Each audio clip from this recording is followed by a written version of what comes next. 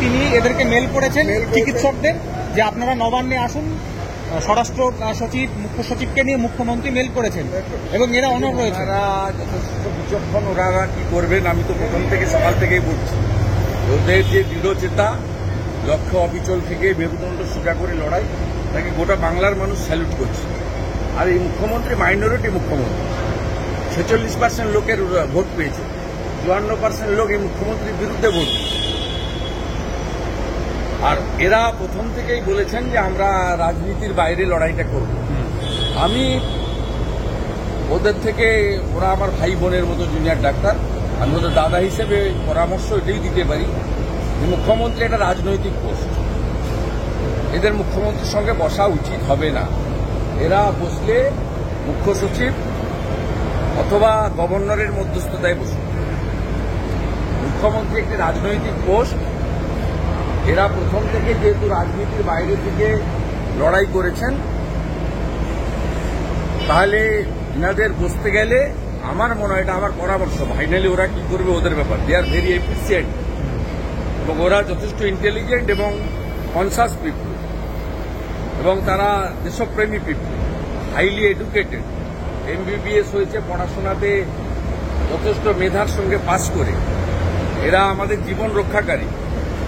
আমি এদেরকে একটাই পরামর্শ দেব, মুখ্যমন্ত্রীর সঙ্গে বসবেন না। কারণ আপনারা প্রথম থেকেই বলেছেন যে এই আন্দোলন রাজনীতির বাইরে। মুখ্যমন্ত্রী রাজনৈতিক ব্যক্তিত্ব এবং তিনি অনেকবারই জুনিয়র ডাক্তারদের হুমকি দিয়েছেন, ধমক দিয়েছেন, দেখে নেব বলেছেন, আমি চাইলে এফআইআর করতে পারি বলেছেন। তাই উনাদের যদি বসতেই হয়, সমস্যা মেটাতে গেলে আলোচনার মাধ্যমেই হয়, সেক্ষেত্রে মুখ্য সচিব বা আমাদের যে রাজ্যের সাংবিধানিক প্রধান রাজ্যপাল মহোদয়ের মধ্যস্থতায় বসা উচিত। মুখ্যমন্ত্রী উৎসবে ফেরার কথা বলছেন এই আবহে। বাঙালি কি করবে সেটা মমতা ব্যানার্জি বলতে পারে না। 18 তারিখে সুপ্রিম কোর্ট দেখার পরে বাঙালি ঠিক করবে বাঙালি কি করবে। বাঙালির দায়িত্ব মমতা ব্যানার্জি কেউ দেয়নি, কারণ উনি গত লোকসভা ভোটেও 45.67% ভোট পেয়েছেন। উনার বিরুদ্ধে 56% বাঙালি ভোট দিয়েছে। ভাগ হয়েছে ভোট, বিজেপি 39, CPM 5.5 ভাগ হয়েছে, তাই উনি জিতেছেন। কিন্তু গরিষ্ঠ সংখ্যক বাঙালি উনার প্রতি অনাস্থা জ্ঞাপন করেছে লাস্ট লোকসভা নির্বাচনে। স্বাভাবিকভাবে বাঙালি কি করবে সে সবার ঠিকা মমতা ব্যানার্জিকে দেয়নি। আমি বিজেপিকে রিপ্রেজেন্ট করি। BJP goat 2,33,27,000। আমার যে 2,33,27,000 বিজেপির ভোটার আছে, মোদিজির ভোটার, তাদের দায়িত্ব মমতা ব্যানার্জি নেননি। বাঙালিরা কি করবে 18 তারিখে লাইভ দেখবে গোটা বাংলা। সুপ্রিম কোর্টে কিভাবে কপিল সিব্বলকে দিয়ে জাস্টিস যাতে না পায়, আমাদের অভয়া বলুন, তিলোত্তমা বলুন, কাদম্বিনী বলুন, আফটার অল আমাদের বাড়ির মেয়ে, আমাদের বোন। মানুষ দেখেছে কিভাবে কপিল সিব্বল সহ কোটি টাকা দিয়ে লয়ার নামিয়ে মুখ্যমন্ত্রী যাতে জাস্টিস না পায় সেই ব্যবস্থা তিনি করছেন। উনি নির্লজ্জ বলেই বলছেন যে বিচার পরে হবে, উৎসবে ফিরুন। আর আমরা যারা হিন্দু উৎসব করি না, আমরা পুজো করি। উনি পুজোকে পশ্চিমবাংলায় উৎসবে পরিণত করতে চান।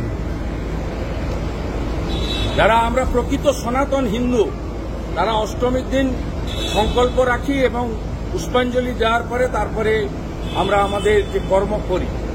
আমাদের নবমীর দিন ধনুচি নাচ আরতি হয় এবং দশমীর দিন মায়েরা সিঁদুর খেলা করে। সবকিছু হয় পঞ্জিকা এবং শাস্ত্র মতে। 6000 বছরের পুরনো হিন্দু ধর্ম উনি সেটাকে ধ্বংস করতে চাইছেন। তিনি মহালয়ের আগে পিতৃপক্ষে পুজো উদ্বোধনে বেরোন। পিতৃপক্ষে কোনো শুভ কাজ কোনো হিন্দু লোক করে না।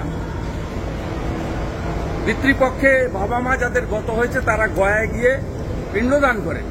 আর এই মুখ্যমন্ত্রী হিন্দু ধর্মকে এখানে কালচারাল প্রোগ্রাম এবং উৎসবে পরিণত করেছেন। সেই কারণে আজকে সন্দেশখালীর সরবেড়িয়াতে দুর্গা মায়ের মূর্তি ভাঙা হয়েছে, তৈরি করা মূর্তি। খোঁজ নেন, ছবি দেখুন। তাহলে এই পুজোয় বাঙালি বা বিজেপি কর্মীরা কি করবে, আপনি কি বলবেন? 18 তারিখে সুপ্রিম কোর্ট বলার পরে বাঙালি কি করবে, বাঙালি যথেষ্ট সচেতন। বাঙালি রাজা রামমোহন রায়, ঋষি বঙ্কিমচন্দ্র, শরৎচন্দ্র চট্টোপাধ্যায়, রবীন্দ্রনাথ ঠাকুর, বিদ্যাসাগর, সর্বোপরি রামকৃষ্ণ দেব, বিবেকানন্দ, শ্রী চৈতন্যদেবের আদর্শে বাঙালি দীক্ষিত। বাঙালির মেধা আছে, বাঙালি বিশ্ব কাঁপায়। বাঙালি কি করবে? এই নিম্ন মেধার অশিক্ষিত মুখ্যমন্ত্রীকে ঠিক করার দরকার নেই।